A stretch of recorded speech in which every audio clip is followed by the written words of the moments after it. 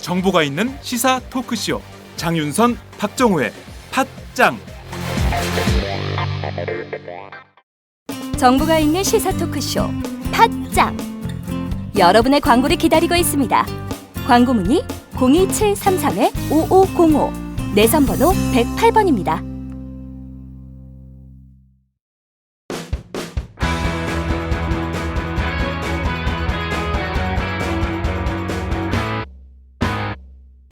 색깔 있는 인터뷰. 색깔 있는 인터뷰 시작하겠습니다. 썰전. 썰전에 이철희 두문정치전략연구소장이 지난 20일 더불어민주당에 입당을 했지요. 당내 소장파들과 함께 뉴파티위원회라는 것도 만들어서 뭐 새로 파티를 여시나 이런 생각도 해봤습니다. 오늘은 스튜디오에 직접 이 소장님 나와 계신데요. 직접 모시고 입당하신 계기, 그리고 앞으로 또 어떤 정치를 꿈꾸시는지 이철희 소장의 얘기를 좀 들어보도록 하겠습니다. 어서 오세요. 네, 안녕하십니까. 네, 피곤해 보이세요. 네. 엿새 정도 되신 거죠? 입당하시고. 그런가요? 그렇죠. 네. 오늘이 네. 26일이니까. 네. 시간이 어떻게 가는지도 모르실 정도로 바쁘신 거 아닙니까? 네. 어떻게 지내셨어요? 지난 6일간. 뭐 주로 사람 만나고요.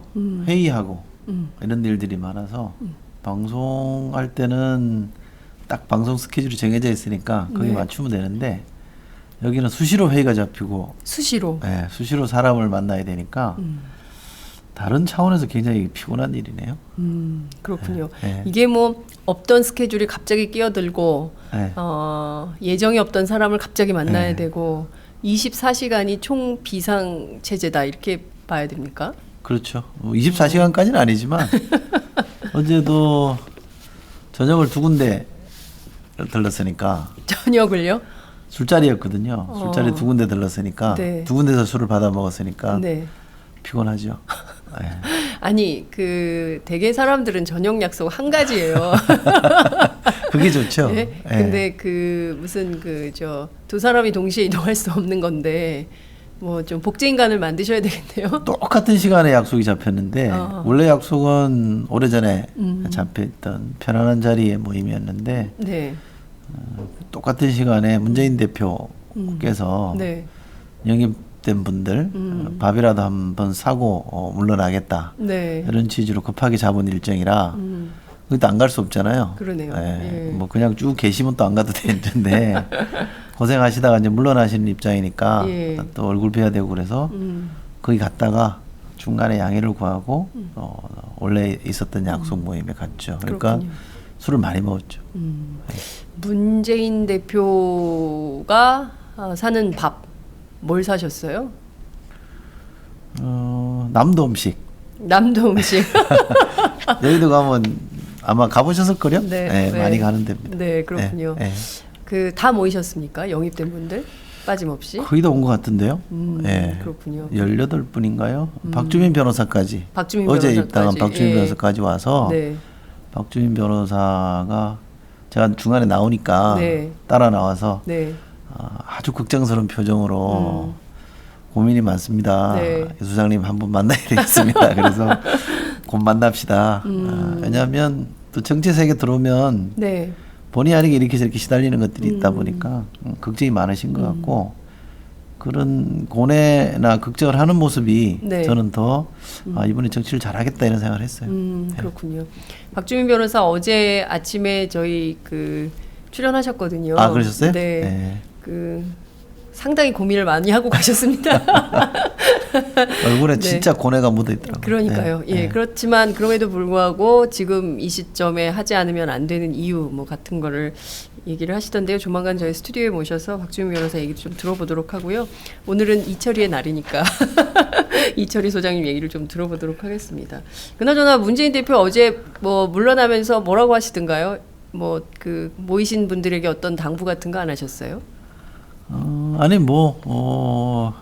정치를 그만두시는 게 아니니까 네. 당신이 할 수 있는 일을 하시겠다고 백의종군하면서 하실 거다.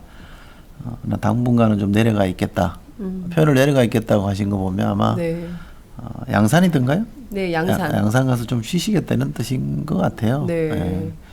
왜냐하면 이렇게 뭐 흔히 표현하듯이 이렇게 권력이 이양되잖아요. 네. 이양됐을 때 전임자가 네.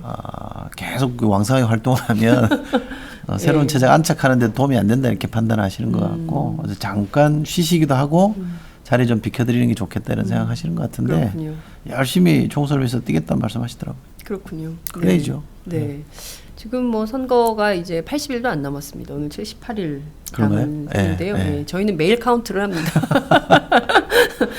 언론사의 숙명입니다. 매일 카운트에서 시청자들과 또 청취자들께 알려드려야 돼가지고요. 어제 첫 번째 선대위 회의가 열렸어요. 비공개 회의였는데 분위기 좀 어땠습니까? 분위기 뭐 처음 상견례니까 그렇게 나쁘진 않아. 네. 좋았죠. 그런데 대체적으로 모든 분들이 이구동성을 하시는 말씀은 상황이 좋아지긴 했으나 이제 반전의 계기가 만들어진 정도다. 안심하긴 이르고 방심은 건물이다. 이런 말씀들을 주로 많이 했고요. 김종인 위원장은 그런 거를 충분히 공감하시고 들으시면서 공감하시면서도 네. 너무 겁먹지 마라. 우리가 얼마나 어떻게 하느냐가 중요하지 않느냐. 이런 기조로 좀 자신감을 좀 불어넣으려고 애를 쓰시더라고요. 그랬군요. 그 선대위 구성부터 또 논란이 많았습니다. 뭐 친노 인사가 다수 점한 거 아니냐, 뭐 이런 비판도 있고 그러는데요. 친노 패권이 뭐냐 이런 말씀도 하시기도 했습니다. 그 문제는 좀 어떻게 보세요? 이번 선대위 구성에 친노 인사가 다수라는 거는 뭐 저는 정치평론가로서나 네. 이제 갓 정치에 입문한 사람으로서나 별로 동의되지는 않고요. 영입된 사람들, 네. 뭐 저를 포함해서 영입된 사람이 4명 들어가야 있는데 네. 그분들을 문재인 대표가 영입했으니 친노냐, 친노냐. 친문이냐 네. 이렇게 해석한다면 모를까. 네. 그러나 그렇게 해석하기 어렵죠. 저는 그렇게 해석할 일은 아닌 것 같고 네. 또 친노라는 표현에 대해서 이러저런 판단을 또 해야 되잖아요. 네. 그러나 뭐 언론에서는 용어를 잠시 빌려서 친노라고 한다면 그 친노도 당에 분명히 있는 세력이라면 네. 그 대표들이 그 세력을 대표하는 사람들이 선대위 들어오는 거는 마땅한 거죠. 문제는 네. 흔히 말하듯이 패권 주류로서 다수파로서 네. 좌지우지하는 네. 그럼으로써 소수 의견을 제압하는 그런 행태가 있다면 그런 네. 패권주의는 문제이겠지만 이번 선대위에서 친노 패권주의라고 말할 수 있는 근거는 저는 없다고 봅니다. 그렇군요. 말씀하신 대로 이제 갓 문을 연 셈이기 때문에 이제 차차 선대위 회의를 하면서 친노 패권이 있는지 없는지 다수파가 소수파의 의견을 제압하는 경우가 있는지 막 결정을 함부로 하는 일이 없는지 있는지 좀 잘 살피셨다가 저희 팟짱에 나와서 꼭 얘기를 해주시고요. 네, 그러겠습니다. 네, 구성원들이 네. 이렇게 녹록치 않아요. 만만치 않은 분들이라 네. 한두 사람이 좌지우지할 수 있는 상황은 아닌 것 같고 그런. 다만 워낙 장시간 혼돈의 과정을 거쳤잖아요. 네. 무질서했잖아요. 네. 그런 점에서 보면 어찌됐든 김종인 체제가 확실한 리더십을 갖고 일을 할 수 있게끔 아마 그렇게 돕자라는 분위기는 내부에서 형성이 돼 있는 것 같아요. 네. 선대위 내부도 그렇기 때문에 아마 과거처럼 이렇게 막 그 선대위 회의나 뭐 네.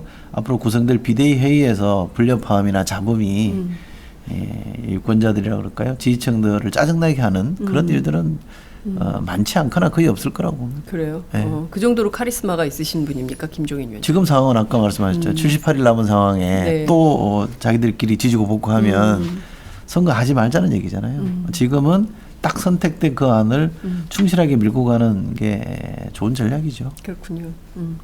구도 얘기를 좀 해볼게요. 네. 앞서 친문이냐, 뭐 친노냐, 뭐 이제 이런 얘기를 저희가 했었는데요. 언론에서는 어제 안철수 의원이 이끌고 있는 국민의당 그리고 또 천정배 의원이 이끌고 있는 국민회의 두 당의 통합선언을 가지고 문천 대 문천. 안심 대 문심 네. 틀렸다. 안천대 문심 이렇게 해석을 합니다. 이렇게 뭐 반문연대냐 기자들은 이렇게 묻고 있기도 한데요. 이런 구도는 좀 어떻게 보세요? 이런 구도가 선거에 실제 어떤 영향을 미칠 거라고 전망하십니까? 반문 구도라고 보지는 않고요. 네. 저는 야권이 좋게 보면 너무 이렇게 일종의 전국 시대에 비슷하게 흩어져 있던 세력들이 정돈될 필요가 있거든요. 합칠 사람들은 합치고 네. 이렇게 해서 지금 크게 봐도 한 3개잖아요. 네, 덩어리가. 예. 그렇죠. 예. 더불어민주당이 있고 정의당이 있고 네. 실체를 갖고 있는 그렇죠. 국민의당이 만들어가고 있는 네. 중이잖아요. 예. 여기에 박주선 의원이 추진하는 신당, 박준영 전 지사가 추진하는 신당 이런 네. 것들이 얼마나 합류할지는 모르겠으나 크게 보면 한 3개 정도로 네. 재편되는 게 불가피할 거고요. 그게 우리가 말하는 분립을 통한 이 확장, 네. 분립을 통해서 야권 진영 전체의 기반이 확장되는 그런 쪽으로 갈 수 있는 거기 때문에 네. 저는 그런 점에서는 아주 자연스러운 과정을 거쳐가고 있는 거고 나쁘지 않다 이렇게 생각합니다. 그렇군요. 자연스러운 야권의 분화 과정으로 이해하고 계시고 이것이 종국에는 한국 정치 발전에 기여할 거다 이렇게 전망하시는 건가요? 이것 자체로 기여한다 못한다 말하기는 어렵죠. 네. 그러나 저는 우리가 흔히 말하는 빅텐트, 그러니까 통합정당론이라고 할 수 있죠. 네. 한 정당 안에 여러 세력이 들어와서 큰 정당을 형성하는 통합정당 모델은 뭐 이론적으로 보면 실패했다고 볼 수도 있고요. 현실적으로도 이미 파산났잖아요. 네. 이미 쪼개져 버렸기 때문에 통합정당 모델은 당분간은 유효하지 않는 전략일 겁니다. 그러면 네. 분화해서 가는 수밖에 없잖아요. 분립 네. 분화가 불가피한데 이게 총선 때 표로 나타나고 의석으로 나타나야 되잖아요. 네. 지금 이제 지지 기반이 확장되고 있는 건 분명한데 네네. 이게 야권 전체의 의석의 확장 이걸로 나타나려면 또 다른 장치가 있어야 되거든요. 이거 자체만으로는 안 되잖아요. 왜냐하면 일려다야 후보 네. 구도가 일려다야 구도로 그렇죠. 되면 굉장히 야권이 불리한 상황이니까 그렇습니다. 야권이 분립하더라도 총선에서는 1대1 구도가 되는 게 뭐 실제 가능한지 여부를 떠나서 당선 가능성만 놓고 보면 이게 훨씬 유리한 구도잖아요. 그렇죠. 그게 만약 가능해진다 그러면 분립을 통한 확장이 현실적 의미를 가질 수 있고 네. 잘하면 여소야대도 가능할지 모르겠으나 네. 그것이 잘 안 된다 그러면 더 통합정당 모델보다 더 치명적 결과를 낳을 수도 있죠. 어디로 갈지는 조금 더 두고 봐야 되는데 네. 지금은 야권 정치인들 또는 진보를 표방한 정치인들이 그야말로 정치력을 보여야 될 때라고 저는 생각합니다. 정치력을 보여야 할 때다. 네. 예. 말씀하신 대로 정치력이 제일 부족한 집단. 그렇죠. 어쩌면 이렇게 정치가 안 될까 이런 비판을 많이 받았었잖아요. 되게 뭐 그렇다고 그래요. 학자들 얘기를 들어보면 네. 진보를 표방한 세력이 네. 정치를 잘하기가 굉장히 어렵답니다. 우리나라만 그런 게 아니고 세계적으로. 다 그렇답니다. 왜 왜냐하면 그런 진보는 새로운 세상을 꿈꾸는 거잖아요. 네. 새로운 세상을 꿈꾸다 보면 이게 새로운 세상이라는 게 정답으로 존재하는 게 아니라 논리적으로 이렇게 찾아내야 되잖아요. 네. 이러이러해서 이런 세상이 필요하다고 주장하는데 여러 사람이 자기 주장을 다 할 수밖에 없는. 그러니까 진보는 기본적으로 차이를 통해서 새로운 세상을 고민해야 되는 세력이잖아요. 네. 그럼 단합하기가 굉장히 어려운 되고 또 현실에 아주 강한 힘을 갖고 있는 기득권 세력과 저항하려면 의지가 충만해야 되잖아요. 의지로 버티지 않으면 안 네. 되잖아요. 그러다 보니까 진보는 옳은 것을 주장하는 데는 완강하게 버티나 정치라는 것도 타협이잖아요. 그렇죠. 예, 뭐 물밑에서 일종의 보이지 않는 딜도 있어야 되고 그러는데 네. 진보를 표방한 사람들은 옳다는 것을 현실에서 어려움을 무릅쓰고 버티는 사람들이기 때문에 주장하고 버티는 사람들이기 때문에 네. 정치 문법하고는 금방 친해지기 어려운 거죠. 그런데 분명한 거는 진보가 정치적으로 유능할 때 그 네. 사회가 좋은 사회로 바뀌었다는 거는 경험적으로 확인된 사실이잖아요. 그 복지국가들이 그렇잖아요. 네. 그런 점에서 우리도 진보가 정치적으로 유능해지는 과정에 있다. 이런 계기들을 통해서 네. 저는 유능해지면 좋겠다는 생각을 합니다. 그렇군요. 인기가 확실히 많으세요. 댓글이 쏟아지고 있는데요. 몇 개 좀 소개를 이게 해드릴게요. 오늘은 분장도 안 시켜주고 그냥 생얼로 출연하라 그래서 네. 술을 드셔서 그런지 이철희 소장 얼굴이 퀭. 분장 안 해서 분장을 안 해서 그런 겁니다. 이 소장님 고생하십니다. 반갑습니다. 뭐 이런 의견이고요. 귀가 부처님 귀시네요. 어디 좀 봐야 되겠네요. 클로즈업 해가지고 부처님 귀인지. 제가 어디 시골에 네. 한참 전입니다. 한 20년도 됐는데요. 네. 시골에 어디 갔더니 어떤 스님이 네. 밥집에서 이렇게 보더니 지나가시면서 한 말씀 하고 가시더라고요. 정말요? 뭐라고요? 밥은 안 굶겠다 그러시더라고요. 그래요. 네. 귀를 보신 것 같아요. 네. 네. 밥은 안 요새 밥 굶는 사람 그렇게 흔치는 않습니다. 말씀 하나하나가 귀에 착착 감기는 느낌이 듭니다. 신기하네. 이런 의견도 주셨습니다. 청년들과 이야기하는 모습 영상으로 몇 번 봤습니다. 앞으로 청년들이 정치의식을 고양시킬 수 있을 만한 뉴파티 위원회 전략 어떤 게 있는지 궁금합니다. 이런 강신우 기자, 오마이뉴스 기자가 갑자기 그래요? 댓글창에 들어와가지고 취재하는 거 아니에요? 취재하고 있어요. 요건 답변을 좀 해주셔야 되겠네요. 뉴파티 위원회. 네. 뉴파티라는 단어를 선택하신 것은 문재인 대표입니다. 예.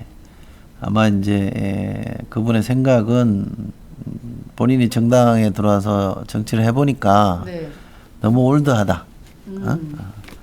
너무 낡았다. 뭐 낡은 정치를 정당이 빗대면 이제 올드 파티가 되겠죠. 네. 예, 정당이 너무 올드 파티로 좀 굳어져 있고 네. 그러다 보니까 국민들로부터 사랑도 못 받고 선거는 큰 선거마다 지게 되는 네. 이런 거를 본인이 체험하시면서 뉴 파티로 가야 되겠다는 생각을 오래전부터 하셨다고 그래요. 네. 그러니까 올드가 아닌 뉴를 추구해야 되겠다 이런 생각이신데 네. 그럼 올드라는 게 그냥 있는 게 아니잖아요. 그냥 그 현실에서 존재하는 이유는 다 이 근거가 있는 거기 때문에 네. 그 올드한 관행, 제도, 뭐 이렇게 문화 이런 것들을 어떻게 좀 새롭게 바꿔낼 거냐라는 고민 속에서 이 위원회를 통해서 한번 해보자라는 거였는데 힘이 없잖아요. 네. 혁신위원회는 권한이라도 주어져 있잖아요. 당헌 네, 당규를 네. 바꾸면 되니까. 네. 근데 여기는 뭐 그런 힘이 없기 때문에 네. 내부에서 일종의 혁신 운동을 하는 수밖에 없거든요. 내부에서 정치권 내부에서 운동을 통해서 문제를 풀어야 되는 네. 뉴파- NGO네요. 그렇죠. 뉴파티 운동을 통해서 당내에 잘못된 것들을 걷어내야 되는 게 과제이기 때문에 네. 쉽지 않죠. 사실 이렇게 그림이 명징하게 그려지지도 않는 것도 사실이고요. 네. 그래서 지금은 우리가 걷어내야 될 올드한 것들이 뭔지를 규정을 하고 네. 그 속에서 그럼 새로운 것들은 뭐냐, 그걸 어떻게 우리가 추진해 나갈 거냐 이런 것들을 내부 논의를 통해서 네. 이건 뭐 위원들끼리 충분히 논의해서 합의가 돼야 되잖아요. 네. 위원장 일방적으로 밀고 갈 수 있는 게 아니기 때문에 그 과정을 지금 거치고 있습니다. 그러니까 형식상은 좀 다르지만 그래도 혁신위원회하고 비슷한 내용을 컨텐츠를 담보하게 될 텐데 권한이나 이런 건 아무것도 없는 거예요. 오로지 할 수 그렇죠. 있는 건 운동, 그렇죠. 무브먼트를 통해서 네. 당내 혁신을 해야 되는 이런 역할과 사명이 이제 이철희 소장님 어깨 위에 있는 것인데 문재인 대표가 이 역할을 부탁하셨나요? 예. 뭐라 그러시면서 이걸 아무런 권한도 없고 뭘 좀 주면서 하라 그래야지 일을 하려면 예산도 좀 주고 말이죠. 네, 뭐 아무것도 없이 당신 운동만 하시오 이런 겁니까? 뭐 사업을 펼치면 예산이야 당 예산으로 지원을 해주겠죠. 네. 그런데 이게 이벤트 한두 번 한다고 바뀔 것도 아니고 그래서 저희들은 쭉 논의를 해오고 있습니다만 역시 핵심은 총선과 관련돼서 네. 핵심은 인적 쇄신이지 않느냐. 그까지는 의견이 많이 이제 합의가 돼 있어요. 네. 그러면 그 인적 혁신을 어떻게 할 거냐? 예. 여기에 대해서는 이제 여기가 지금 핵심인데 그 부분에 대해서는 좀 더 치열한 내부 논의를 해봐야 될 것 같고요. 네. 자칫 잘못하면 여기 있는 사람들이 원래 있던 사람 밀어내고 우리가 하겠다 이런 게 되잖아요. 네. 그럼 그게 이제 일종의 자리 다툼, 공천 네. 다툼으로 비춰질 우려도 있기 때문에 그게 아닌 네. 그야말로 이제 뉴파티 운동, 제2의 혁신의 이연, 제2의 혁신 운동이 되려면 어떻게 될 건지에 대해서 고민이 많죠. 네. 또 새로 오신 분들은 아무래도 일반인의 시선으로 보게 되는 네. 게 강하잖아요. 네네. 근데 저처럼 정치권 사정을 좀 아는 사람들은 결기만으로 안 된다. 그리고 그동안 숱하게 시도해봤던 방법들이 안 되는데 네. 또 우리가 툭 던지고 말하면 안 되지 않느냐 이런 고민들이 있어서 여기도 서로 좀 맞추는 게 필요해요. 네. 그렇잖아요. 그래서 현실과 이상을 조화시킨다 그럴까요? 네. 그런 노력들이 지금 내부에서 펼쳐지고 있는데 네. 의욕은 있습니다만 좀 답답하긴 합니다. 그렇군요. 예, 현실이네요. 의욕은 있지만 답답하다. 답답합니다. 네, 문재인 대표가 좀 더 적극적으로 좀 뒤에서 밀어주셔야 뉴파티가 성공적으로 안착될 수 있지 않을까라는 생각이 좀 듭니다. 문재인 대표가 밀어주면 네. 문재인 지지 그룹이라 그래서 친문 그룹이 되는 겁니까? 그렇죠. 또 친이대가 된다 뭐 이런 소리를 듣기 때문에 네. 저희는 그런 개파 싸움에 끼어들 생각이 없거든요. 그렇군요. 개파 싸움 자체를 부정해야 되는 게 맞다고 예, 보기 때문에 네. 문재인 대표를 싫어하거나 뭐 반대하거나 이런 차원을 떠나서 네. 친문이라는 이 딱지가 붙는 순간 저희들의 문신의 폭이 줄어든다고 생각합니다. 저는 아주 자유롭게 움직여야 된다고 보거든요. 그렇군요. 네. 앞서 그 인적 쇄신이 굉장히 중요하다 이런 말씀 네. 주셨습니다. 인적 쇄신의 기준, 틀 이런 게 어떤 게 있을까요? 그걸 이제 만들어가는 거죠. 또 저희가 이렇게 하란다고 해서 네. 되는 건 아니잖아요. 되게 인적 쇄신을 하는 실질적인 기구는 죄송합니다. 옛날로 치면 공심위. 요즘 우리 당헌 단계에 들어있는 표현으로 아마 공천관리위원회 정도 네. 될 겁니다, 그죠? 네. 거기도 있고 뭐 전략공천 뭐 위원회도 있고 여러 가지 위원회가 있는데 그런 위원회에서 실질적으로 실행할 거고 네. 사실은 물갈이는 시작이 된 거죠. 물갈이는 이미 시작이 됐다. 그렇죠. 왜냐하면 평가위원회가 이미 그 활동을 끝내놨잖아요. 네. 그럼 하위 20%는 자연적으로 배제하게끔 예. 당헌 단계에 못이 박혀 있잖아요. 그렇죠. 그러니까 물갈이는 이미 시작이 된 거고 예. 평가위도 활동을 끝내고 공개만 안 했을 뿐이지 그 네. 자료들은 이미 만들어져 있거든요. 그 물갈이는 시작이 됐는데 네. 우리가 정치적으로 물갈이를 한다 그랬을 때는 뭐 몇 명을 하느냐 몇 퍼센트 하느냐보다는 네. 상징적인 인물이 누구냐 이걸 많이 따지는 거니까 네. 그런 점에서 저희가 이 문제를 어떻게 풀어야 될지에 대한 고민이 있는 거고 그 상징이라 그러면 뭐를 상징하는 사람이어야 되느냐 네. 또는 그 사람이 누구냐 이런 데까지 갈 거냐 말 거냐 네. 적시할 거냐 말 거냐 이런 고민이 있는 거죠. 그렇군요. 앞으로 인적 쇄신의 그 새로운 운동 뭐 이렇게 하면 좀 너무 약하고 인적 쇄신에 칼바람이 분다 이렇게 얘기를 좀 하면 예? 기자들 쓰는 용어로 예? 인적 쇄신에 칼바람이 분다 이 정도면 되겠네요. 우리 이 위원으로 참가하고 있는 기동민 전 서울시 정무부시장이 그런 표현을 쓰더라고요. 언론에서 뉴파티 위원회가 정풍운동하는 거 아니냐 이랬더니 정풍은 아니고 청풍입니다 이렇게 표현을. 청풍? 네, 맑은 바람. 맑은 바람. 네, 네. 정풍이라는 게 네. 누구를 배제하기 위한 조직적 운동이라고 본다면 네. 청풍은 당의 새로운 기운을 집어넣고 그 새로운 기운에 의해서 자발적으로 뭔가 변화가 모색이 되고 네.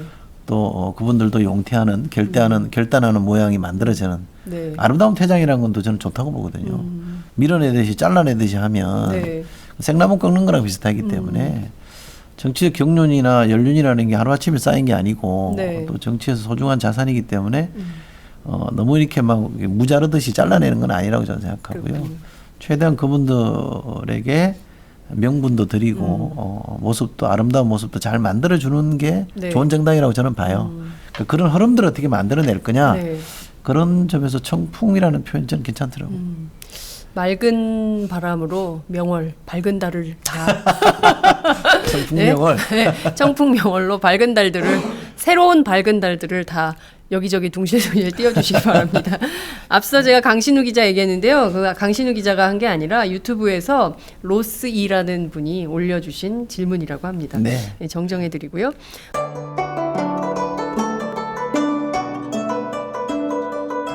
안녕하십니까. 저는 정도전을 15년 전에 최초로 소설로 썼던 작가 임종일입니다. 사실 정도전을 소설로 쓰는 데만 10년이 걸렸는데 그 시절 무명의 고달픈 심신을 양꼬치와 고량주로 달래주었던 풍무 양꼬치. 풍무 양꼬치는 월드컵 4강의 기쁨도 나라골 우습게 돌아가고 분통이 터질 때도 늘 함께했던 안식처이자 사랑방이었습니다. 진짜 정의파인 주인장은 세상을 뒤집어 푼 남자 정도전을 누구보다 먼저 알아보았고 그래서 제 소설 정도전은 역사의 곡이 없습니다. 풍무 양꼬치 역시 맛과 양심이 살아있습니다. 좋은 사람끼리는 꼭 만나야 합니다. 어떻습니까? 오늘 풍무 양꼬치에서 만납시다. 2호선 구로 디지털 단지역으로 오세요. 예약 문의 02809-9292 02809-9292. 팟짱 애청자라고 하시면 정성 가득 담긴 서비스도 나갑니다. 풍무 양꼬치 대전 테크노밸리점 12월 28일 그랜드 오픈. 어제 선대위 회의에서 이번 총선에 세 가지 키워드가 나왔습니다. 포용적 성장, 경제 민주화, 그리고 더 많은 민주주의, 이렇게 세 가지를 제시를 했는데요. 주로 담론을 결정하는 회의였나라는 생각이 들 정도로 무거운 담론을 제시하셨습니다. 통상 총선은 정권 심판론이 굉장히 제기되는 선거이고, 이것은 분명히 심판 구도로 치러야 된다라는 게 전략가들의 주장이기도 합니다. 어떻게 보세요? 이런. 네. 어제 나왔던 얘기, 이 포용적 성장과 경제 민주화는 김종인 위원장께서 말씀을 하신 건데요. 네. 같은 개념이라고 그러시더라고요. 경제 민주화를 다른 말로 하면 포용적 성장이 된다, 이렇게 네. 말씀하셨고, 그게 민주주의 관점을 조금 더 크게 보면 더 많은 민주주의를 주는 거 아니냐. 네. 그러니까 우리가 민주주의라고 했을 때는 하나의 정치적 권리만 주는 것에 끝났다고 하면, 이게 실질적 민주주의로 보면 반쪽짜리잖아요. 또 학자들이 과거에 썼던 개념이 하면 절차적 민주주의인 네, 절차적 거하고, 민주주의. 실질적인 민주주의는 삶의 영역에 있어서 네. 그만큼의 몫이 보장되는 게 네. 중요한 거잖아요. 그러니까 삶의 영역에서 그만큼의 몫이 보장이 되려면 권력이 주어져야 되는 게 맞죠. 단순히 뭐 투표할 수도 있는 권리만 허용해주고 일 때문에 못 가게 하는 게 아니라 네. 실질적으로 투표하러 갈 수 있게끔 보장되게 하는 네. 그런 것들을 통해서 몫을 정당하게 찾게 만드는 게 실질적 민주주의라는 개념이거든요. 네. 그 개념도 그날 말씀하시더라고요. 그렇게 보면 경제 민주화라는 게 이게 뭐 당위적으로 옳기 때문에 해야 된다 이런 게 아니라 네. 약자들, 사회경제적 약자들, 흔히 말하는 보통 사람들, 서민들에게 권력과 경제적인 몫을 더 주는, 더 보장하는, 네. 제도적으로 안정적으로 보장하는 게 경제 민주화인 것 같고요. 네. 그런 점에서 더 많은 민주주의라는 개념으로 덧붙여서 이해하는 게 훨씬 좀 이해를 좀 풍부하게 하는 것 같아서 저는 좋았는데 예. 문제는 그런 기조를 이게 프레임으로 만들어내고 네. 좀 더 쉬운 담론으로 만들어내고 정책으로 만들어내고 쟁점으로 만들어내는 거, 이게 네. 이제 전략적 그렇죠. 능력인데 네. 정치력인데 예. 그 숙제는 남아 있는 거죠. 그 숙제를 이철희 소장이 좀 하셔야 되는 거 아닙니까? 뭐 그런 거 일각을 담당하긴 하는 건 맞습니다만 저 혼자 할 수 있는 일도 아니고 네. 제가 또 그만한 능력을 갖추고 있는지도 잘 왜 모르겠습니다만. 그러세요? 전직 전략가. 전직. 현직 전략가. 예. 아니 그러니까 제가 지금 이철희 소장님을 처음 뵀을 때는 그때는 전략가였거든요. 그리고 어느 날 보니까 방송인으로 변신이 돼 있고 지금 다시 정치인으로 돌아와서 전략을 담당하셔야 되는 유능한 전략가로 알고 있습니다. 제가 이따가 또 저 질문을 좀 드릴 텐데요. 그거는 좀 나중으로 미뤄놓기로 하고요. 굉장히 좋은 담론들입니다. 포용적 성장, 그리고 더 많은 민주주의, 그리고 경제 민주화. 이것은 뭐 국민들에게 매우 절실한 그런 의제들이기도 한데요. 이것은 어떻게 보면은 미래지향적인 뭐 이런 것이고, 실질적으로 총선에서는 좀 구도를 분명하게 명징하게 긋는 선명성은 부족한 거 아니냐, 이런 비판도 있습니다. 그럼요. 그 점은 좀 어떻게 보세요? 그럼요. 예, 이건 이제 총론적 성격의 담론이고, 이게 좀 큰 담론인 네. 거고, 이게 총론적 담론이라고 하면 이게 강론으로 들어갔을 때 구체적인 방법을 말하는 세부적인 담론이 있어야 그렇죠. 되는 거고요. 이게 또다시 들어가면 손에 잡히는 쟁점으로 와야 되거든요. 그렇습니다. 복지 문제라는 게 무상급식이라는 아주 체험할 수 있는 네. 쉽고 간명한 쟁점으로 받아들여질 때 복지 담론이라는 게 이해가 되잖아요. 네. 지금도 마찬가지라고 저는 생각합니다. 경제민주화라 그랬을 때 뭐 술안 출자가 뭐다, 뭐 기존의 술안 출자가 어떻고 신규 술안 출자가 어떻고 이렇게 설명에 들어가면 네. 그게 좋은 거긴 하나 그 과연 내한테는 저게 어떤 의미를 갖는지를 설명하기 어렵잖아요. 그렇죠. 그 경제민주화든 실질적 민주주의든 뭐 포용적 성장이든 이것이 유권자에게 특히 약자들에게 사회적 경제 약자들에게 이것이 어떤 의미를 갖는지를 저는 아주 손에 잡히고 네. 손에 잡히는 걸로 만들어야 된다고 생각해요. 네, 그게 말씀하신 대로 예, 정말 대중의 언어로 이해할 수 있는 말이 되게 중요할 것 같아요. 그럼요. 이게 지금 네. 보면 굉장히 경제민주화 아유 지겹다 또 저 소리 이렇게 사람들이 생각하기 쉽고 저거는 뭐 박근혜 대통령도 얘기하고 김종인 위원장도 얘기하고 문재인 대표도 얘기하고 도대체 그래 뭔데 이런 게 국민적 정서거든요. 그렇죠. 예. 근데 경제 활성화 이런 개념을 쓰면 쉽게 와닿잖아요. 네. 경제가 살아난다라는 뜻인데. 돈이 좀 도는 사회인가 그렇죠. 보다 예. 이런 생각이 들죠. 근데 경제 민주화라고 하면 좋은 거긴 한데 실체가 뭔지를 잘 모르겠다라는 게 있어요. 과거에 경제 민주화가 2012년에 그때 뭐 시대 과제로 네. 많이 부각이 됐을 때 당시 새누리당인가요? 한나라당이 붙인 새누리당이었던 것 같아요. 새누리당이죠. 예. 그 현수막을 네. 보면 돈이 도는 경제 민주화라고 써놨어요. 맞아요. 경제 민주화의 본질이 돈이 도는 게 하는 게 아니잖아요. 그렇죠. 근데 경제 민주화라는 단어를 쓰면서 네. 본인들이 하고 싶은 얘기를 해버리는 거예요. 보수는 그걸 굉장히 잘해요. 보수는 그런 걸 굉장히 잘하죠. 근데 진보가 의외로 이렇게 이성을 추구하고 논리를 추구하다 보니까 얽매여요.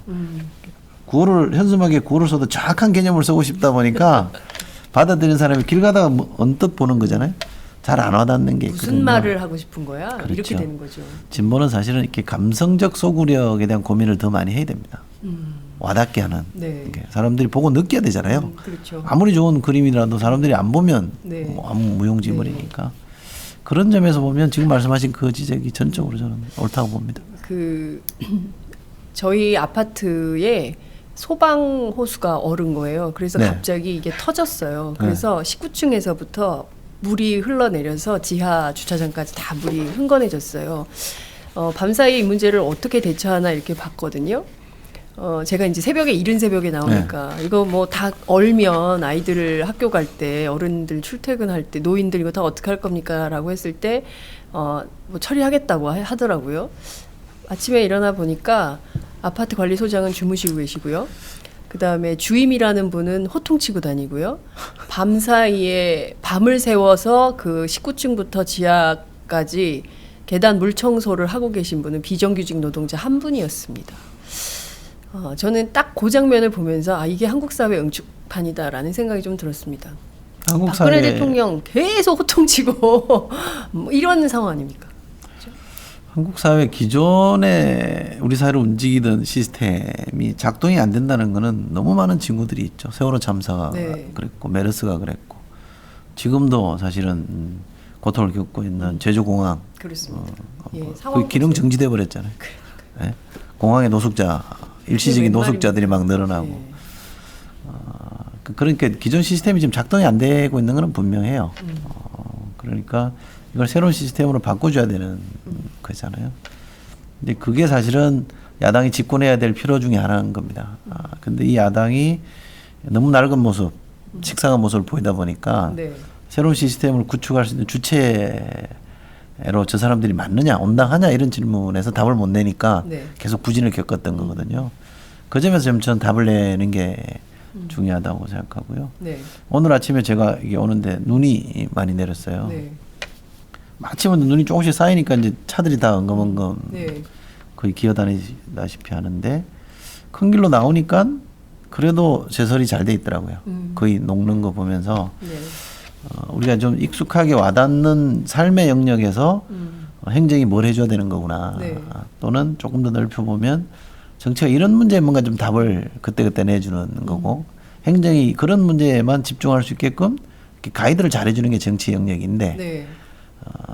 정치가 지금 그런 걸 잘 못하고 있다 보니까 뭐 아주 더 직설적으로 말하면 야당이 전혀 무섭지 않으니까 만만해 보이니까 대통령이 호통만 치고 협박만 하고 도대체 협상이 안 되잖아요. 그러니까요. 예? 네. 무슨 저는 보다 여당이 무슨 법안하고 뭐하고 연계하는 건 처음 봤어요.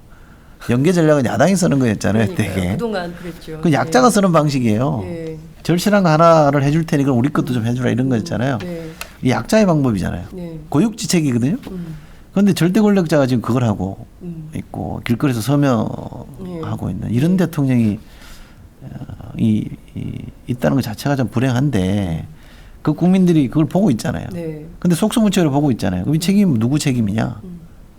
야권의 책임, 야당의 책임인 거죠. 야당의 책임이다. 온전하게 전 야당의 책임이라고 생각합니다. 이게 그럼 네가 하면 잘할 거냐 이런 질문이 이제 네. 스스로 반문을 해야 될 시점에 와 있는데 제가 한다고 잘할 자신이 있을지는 모르겠습니다만 그 장담할 일은 아니지만 최소한 그런 데에서 답을 내야 된다고 저는 생각하고요.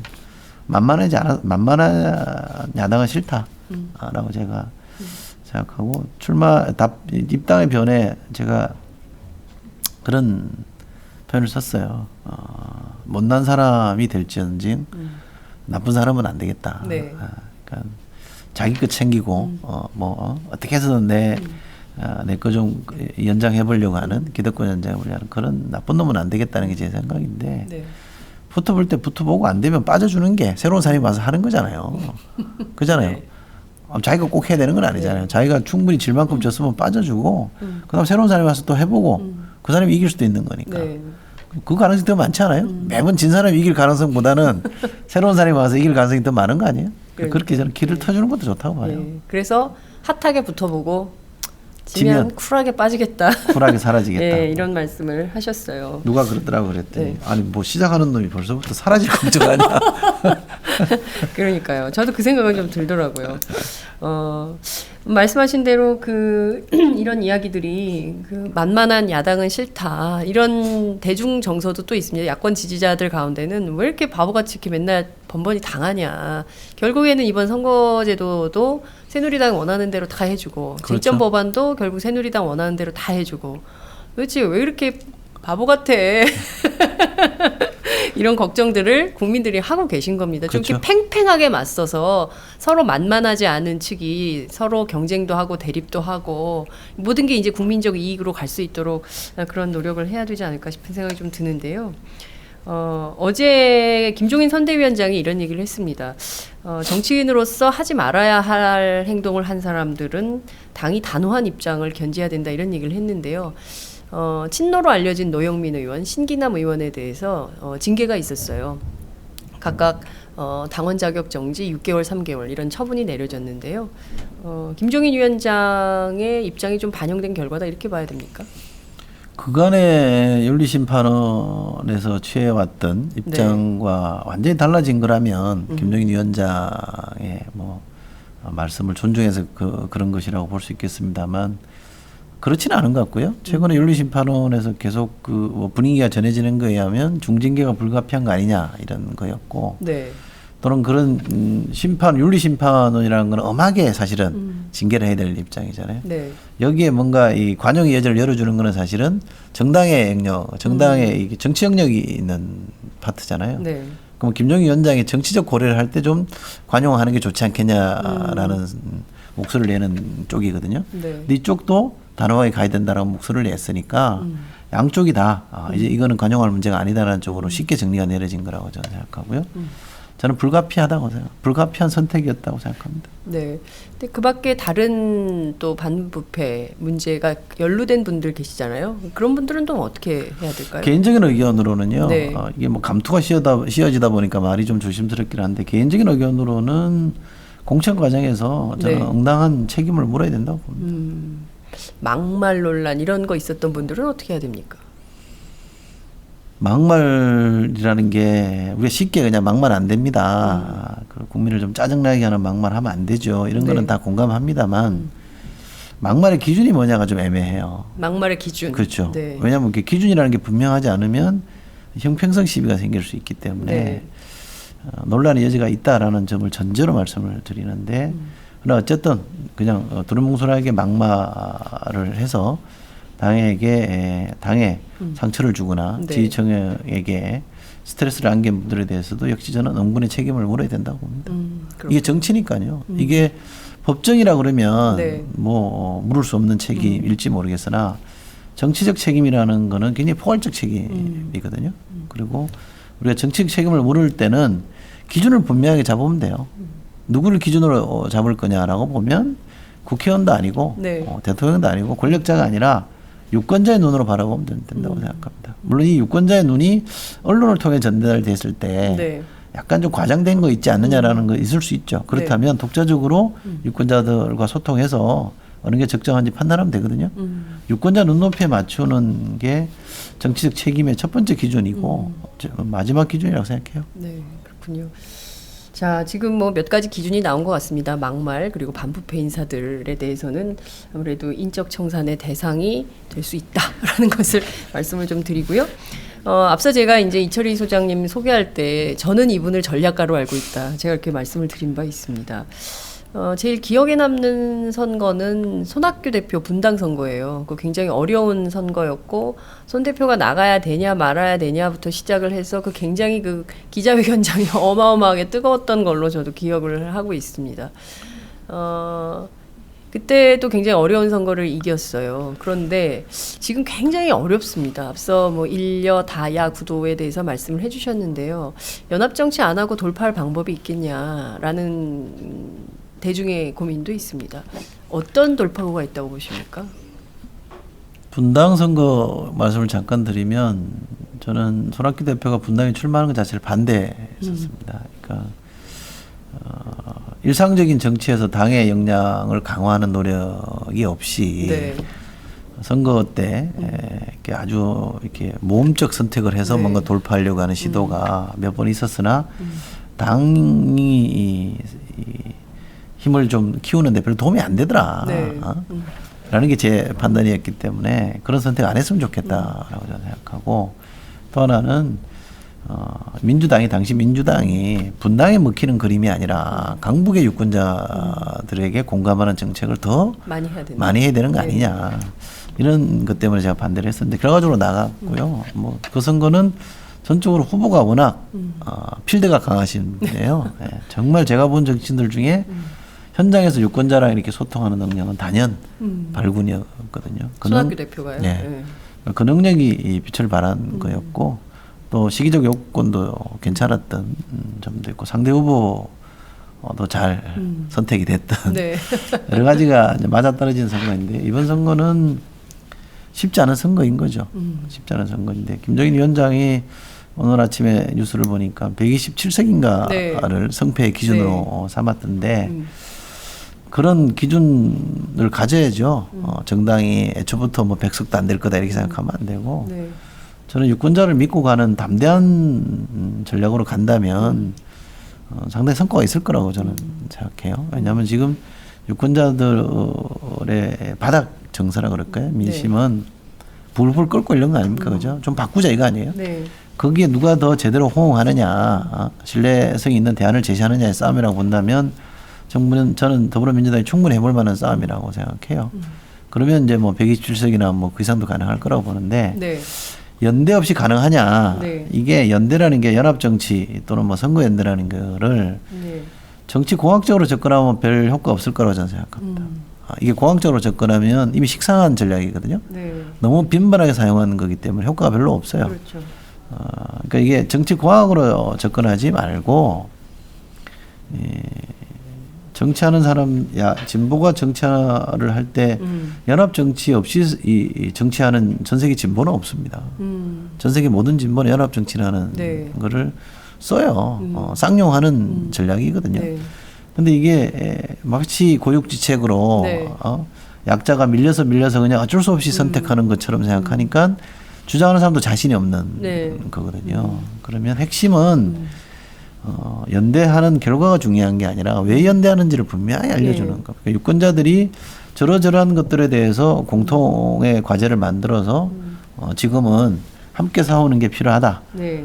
그것이 연대로 나타나야 된다라고 하면 충분히 성과가 있을 수 있고요. 근데 연대라는 거를 우리가 포기해버리면 이게 선거 전략으로만 연대를 생각하니까 이게 잘못 오용된 게 있는데요. 복지라는 것도 연대잖아요. 복지라는 그렇죠. 것도 연대라는 연대의식이죠. 예. 정신 가치에서 나온 거잖아요. 네. 정치도 마찬가지입니다. 연대라는 가치를 가지고 우리가 어떻게 이 문제를 풀어낼 거냐라고 고민하고 현재급 연대, 현실에서 연대가 왜 필요한지를 잘 설명해내서 그것이 공감을 얻는다면 이게 설득력이 있는 거고 그거는 뭐 안철수 아니라 안철수 하랩이라도 따라와야 되는 게 맞는 거죠. 아니 어떤 정세에서 유권자가 요구하는 것보다 더 무거운 명령이라는 건 없잖아요. 그렇잖아요.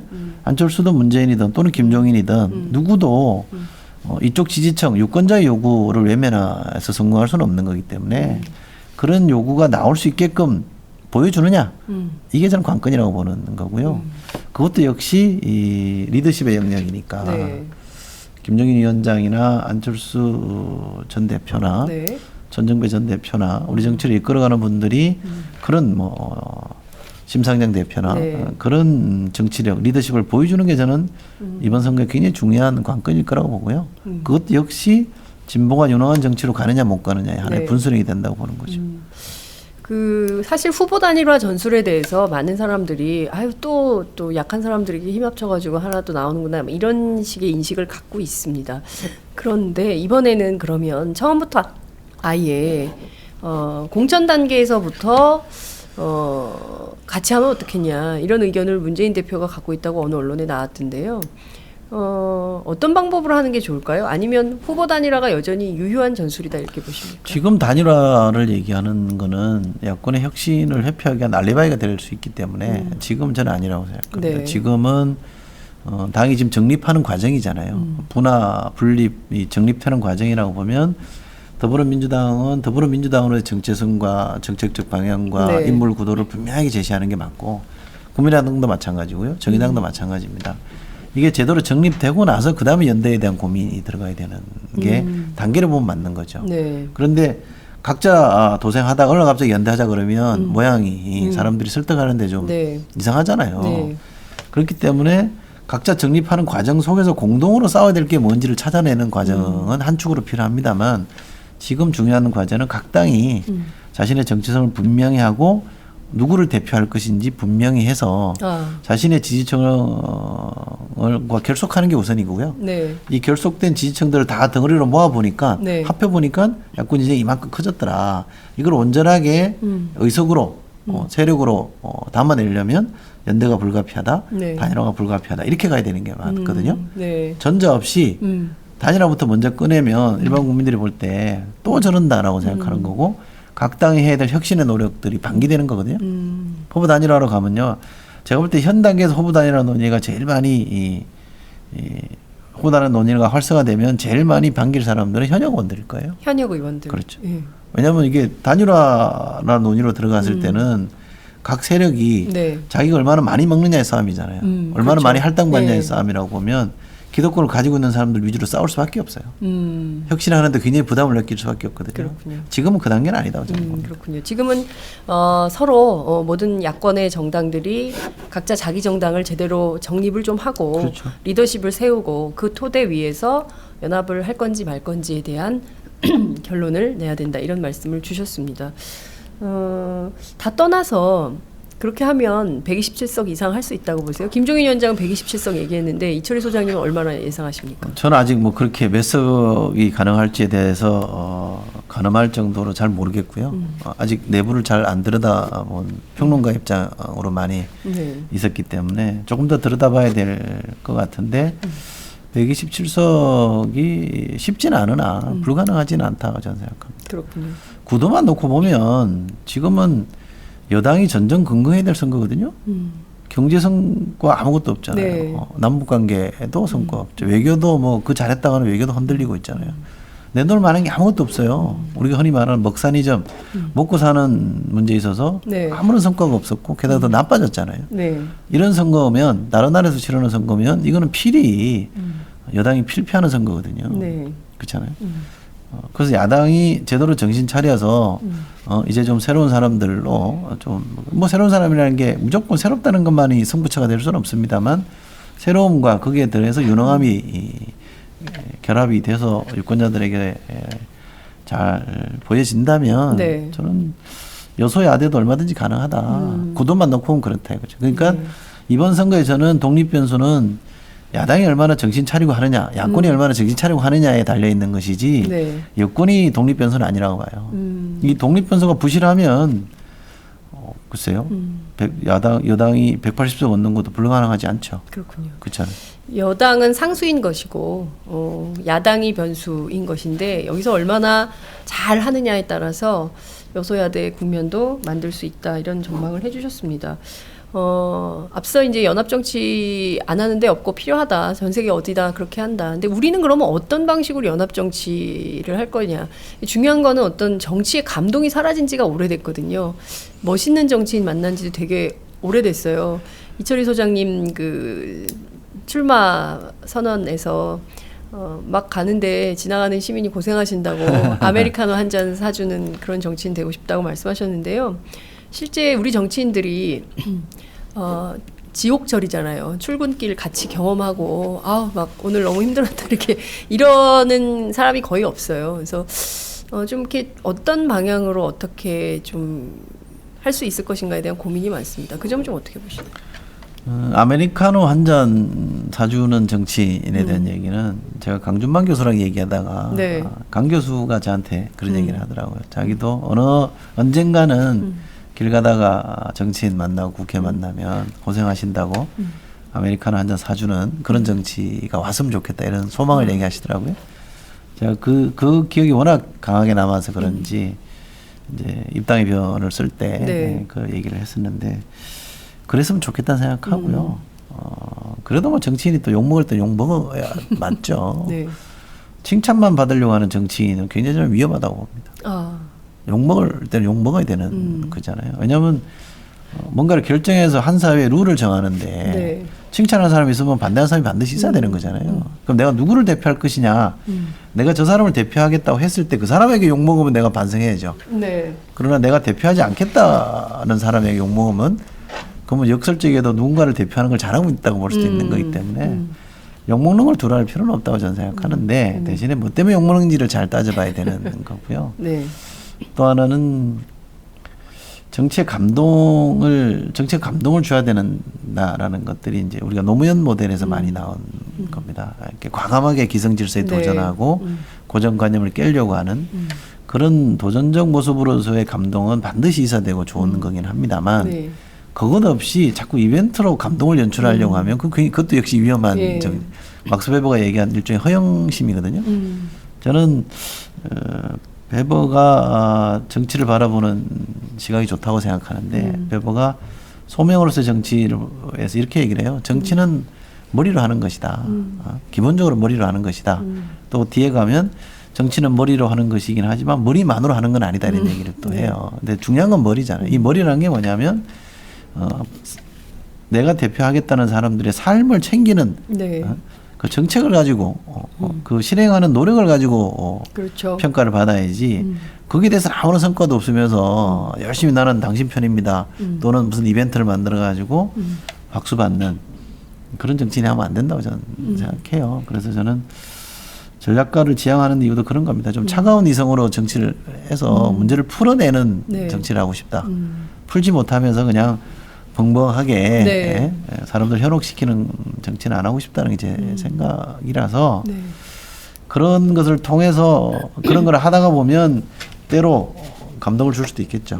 유권자들에게. 그럼요. 네. 네. 그러나 그거만을 또는 그거를 추구하는 것으로 정치의 목표를 이렇게 좌표를 설정하고 싶진 않아요. 그렇군요. 네.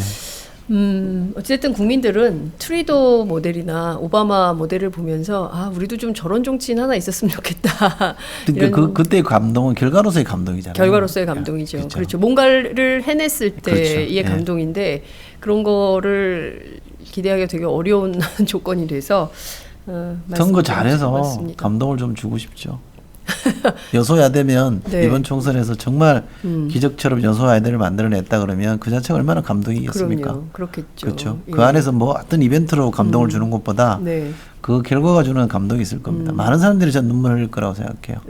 그 결과에. 그렇죠. 예. 예. 얼마나 이게 좀 시달리고 있습니까? 맨날 호통이나 받고 대한민국에서 국민 하기 쉽지 않잖아요. 그러니까요. 맨날 당하고. 그러니까 교무실에 끌려가는 화장실 청소해야 되는 당번 걸린 느낌이죠.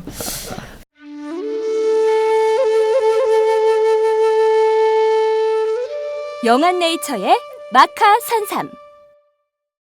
공중파 텔레비전에도 없고 인터넷 배너 광고 하나 없지만 팟캐스트 좀 들어봤다 하는 분들은 다 아는 마카 산삼.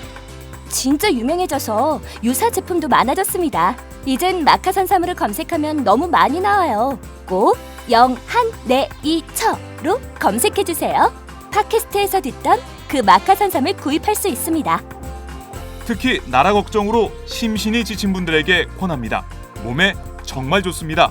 내 몸도 나라도 살릴 힘이 납니다. 페루의 마카와 우리나라 산삼, 몸에 좋은 11가지 원료를 모두 하나로 만든 마카 산삼.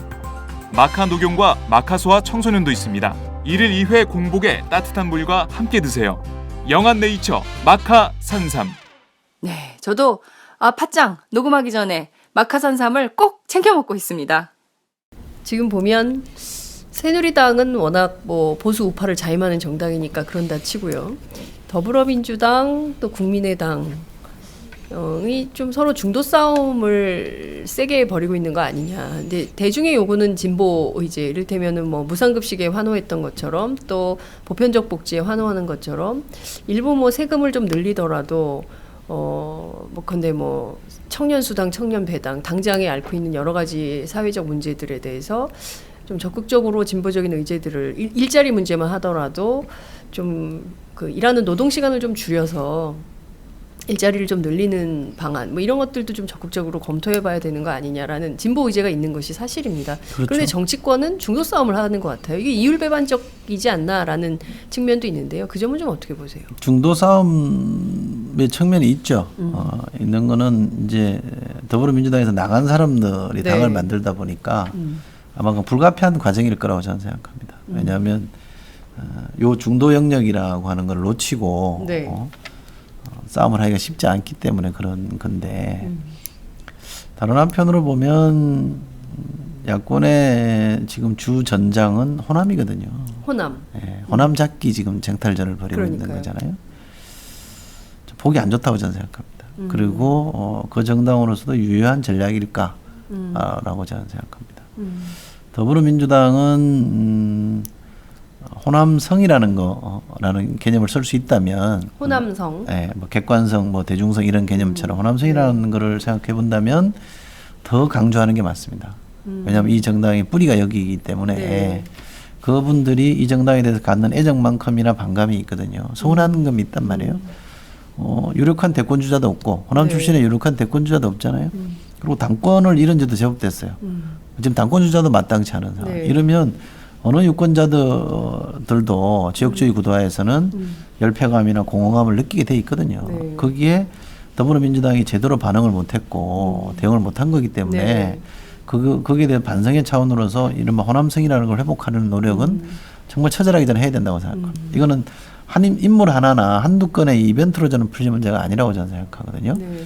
호남이 지향했던 가치, 한국 사회에서 호남이 지향했던 가치, 5.18이 그렇게 절절하게 네. 요구했던 가치, 이걸 얼마나 담아내느냐가 중요한 것이라고 저는 생각하고요. 그거를 담아내는 세력을 이번 총선에서 제시하느냐가 더민주, 더불어민주당의 과제인 거라고 보는데, 국민의당이 지금 하고 있는 호남 공약이 뭐 불가피한 점도 저는 있다고 생각하는데 너무 이렇게 좀 초보적인 수준이고 현실 정치 문법이 너무 많이 긴박돼 있는 것 같다라고 생각합니다. 그건 안철수 대표가 책임져야 될 저는 영역이라고 생각하는데요. 네. 앞으로 두고 새 정치 하겠다라고 네. 하는 걸 했었죠. 내걸었는데 지금 더민주에 있던 호남 정치인들이 많이 이제 국민의당으로 그렇습니다. 이동했잖아요. 네. 그럼 이분들 어떻게 할 거냐? 저 당에 있을 때는 구태고 청산해야 될 구태고 네. 이 당에 있을 때는 당연히 같이 가야 될 동지냐 이렇게 볼 수는 없는 거거든요. 거기에 대한 해명이 저는 있어야 된다고 생각해요. 네. 어떤 선택을 하든지 정직하게 안철수 대표가 저는 이렇게 생각합니다라고 얘기를 해야 되는 거고요. 안철수 대표가 했던 말씀 중에 내가 나오니까 네. 중도로 영역이 확장되지 않냐. 라고 했었죠. 새누리당 지지율이 30%로 네. 떨어지지 않냐. 네. 그럼 거기에 저는 우선 충실하는 게 맞다.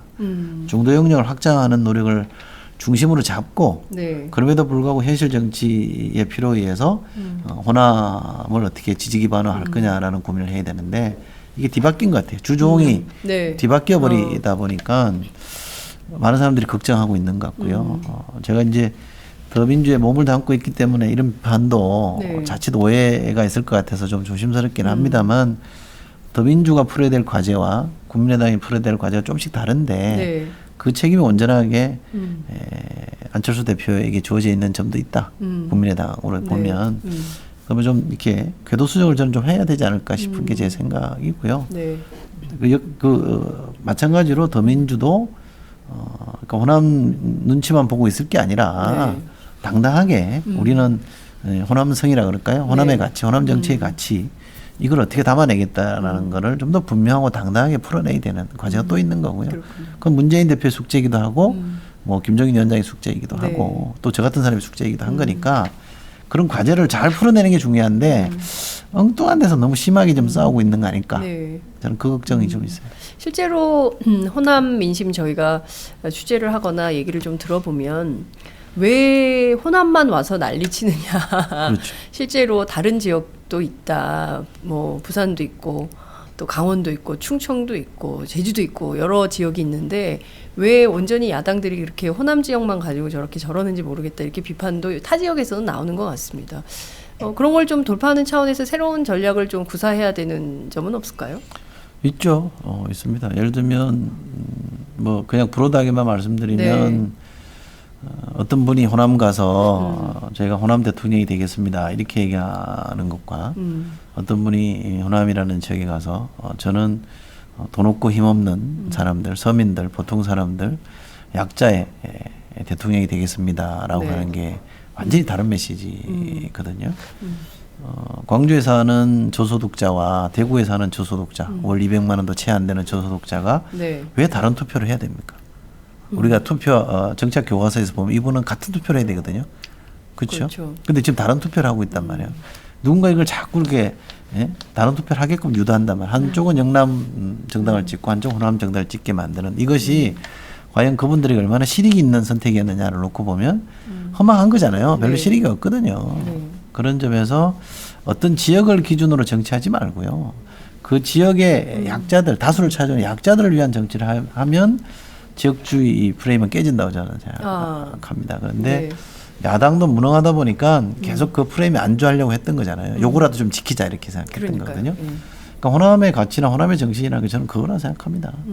더 공평한 사회, 네. 더 약자가 대접받는 사회 이런 것들 아닐까요? 네.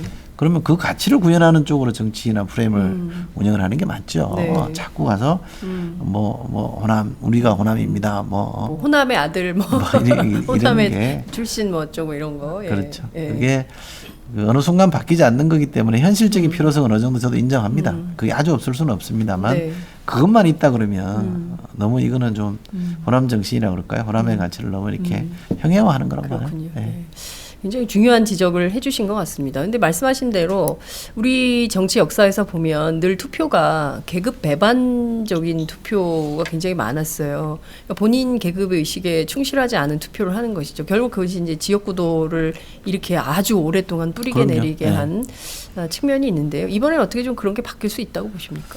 조금씩 그렇게 바뀌어가고 있다고 저는 봅니다. 그러니까 지금 말씀하신 계급 배반 투표, 네. 계층의 자신의 사회경제적인 정체성, 네. 계층에 입각해서 투표하지 않는 게 왜 생겨나느냐 보면 이걸 못하게 막은 게 사실은 지역주의예요. 지역주의다. 이걸 발흥하지 않게끔 의도적으로 장착된 덮기 위해서 만드는 프레임이 지역주의잖아요. 예. 분단이라는 것도 있었고 그렇다면 이걸 의도적으로 걷어내는 노력을 해야 되는 거예요. 네. 우연히 만들어진 게 아니라 그러면 의도적으로 이걸 해소하는 노력을 해야 되는 거잖아요. 네.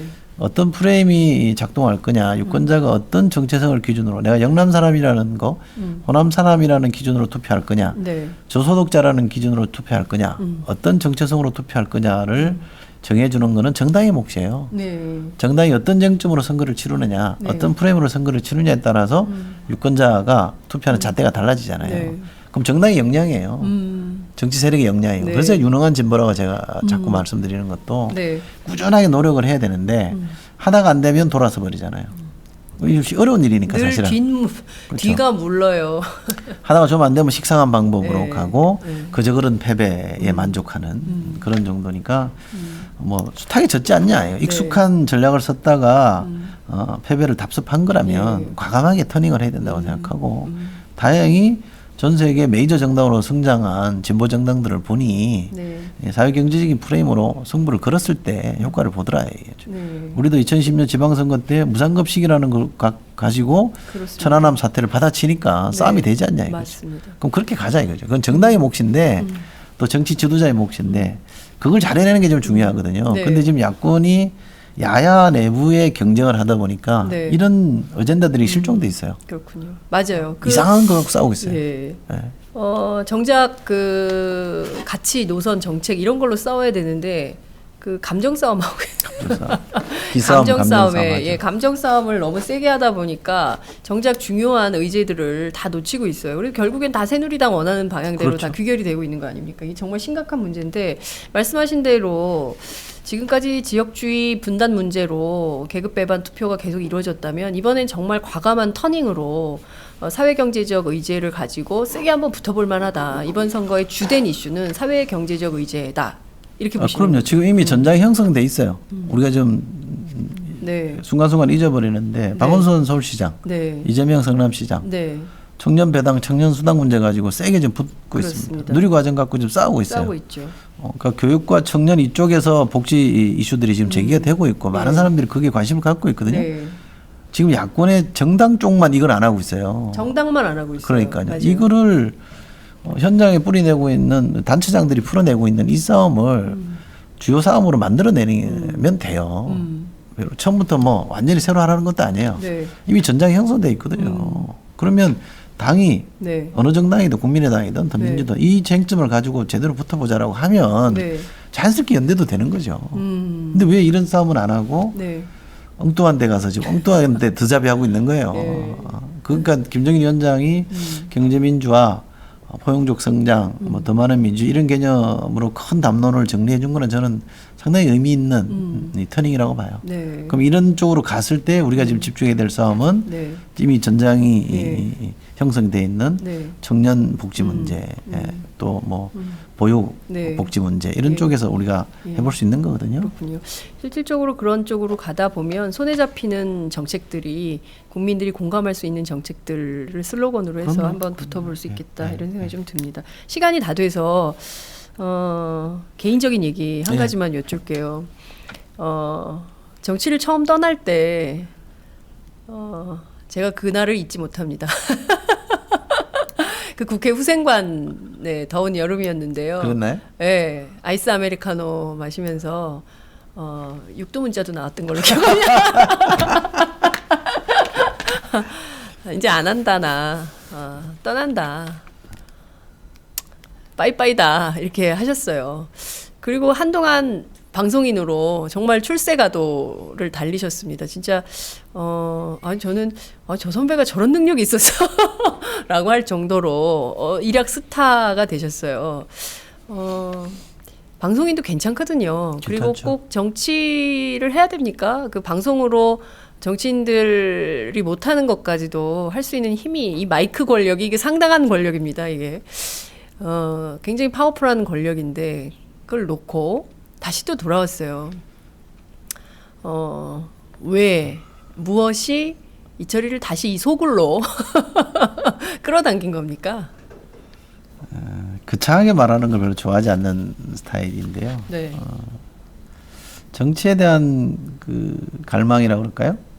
있었죠. 그거는 제 소신 중에 하나인데 정치가 달라지지 않으면 보통 사람의 삶이 절대로 안 달라진다라는 게 제 소신 중에 하나이기 때문에 정치에 대한 갈망이라는 건 자연스럽게 생길 수밖에 없었던 건데 하고 싶다고 하는 게 아니잖아요. 정치도 계기가 만들어져야 하는 거였는데요.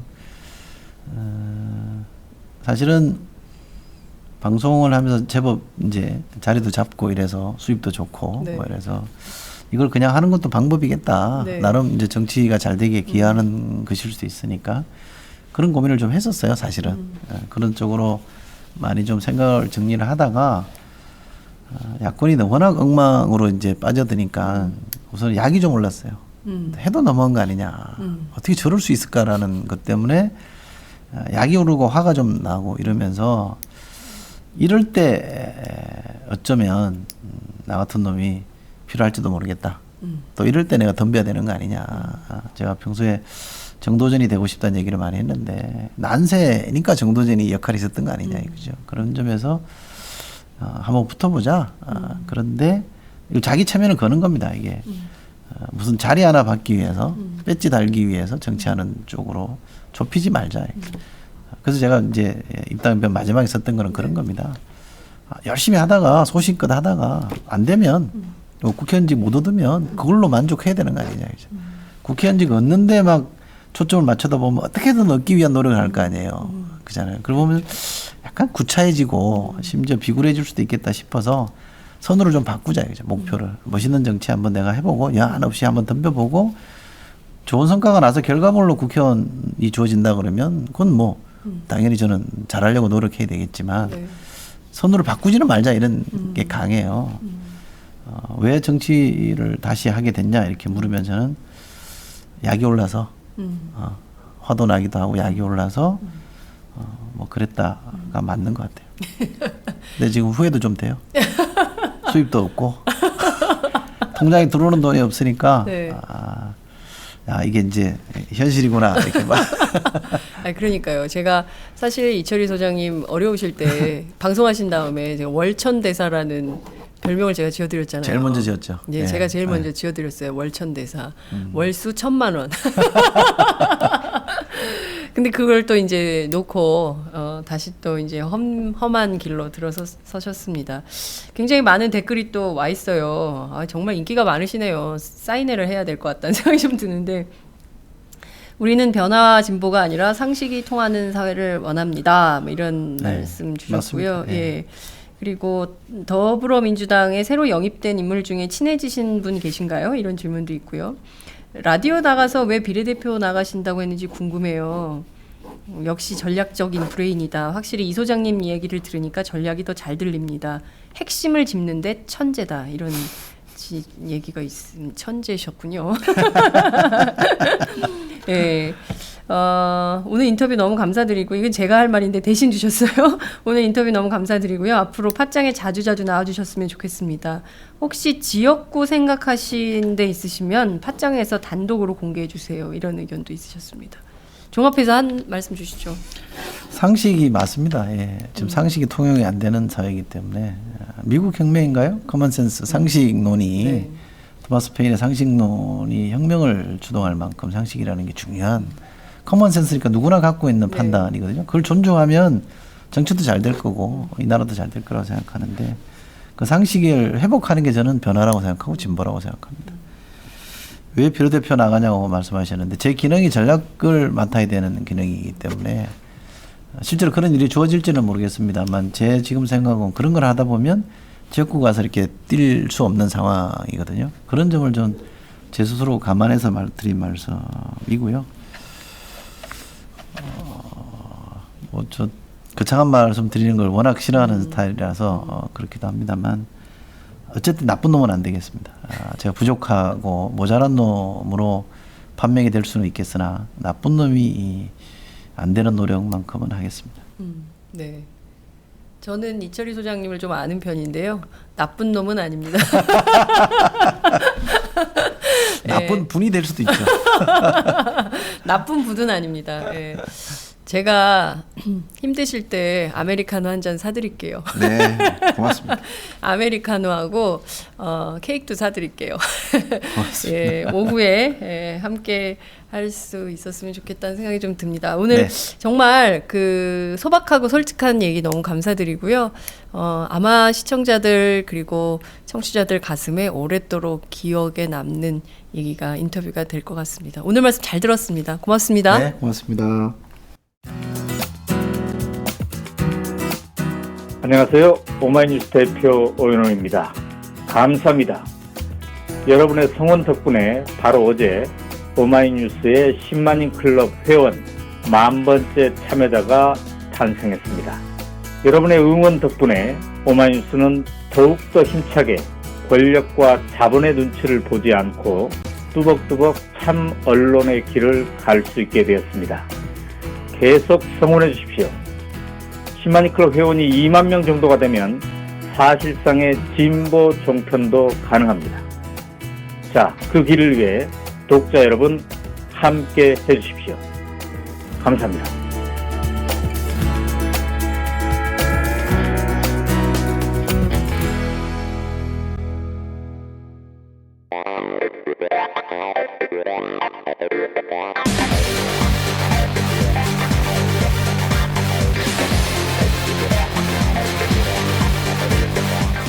정보가 있는 시사 토크쇼 장윤선, 박정호의 팟짱.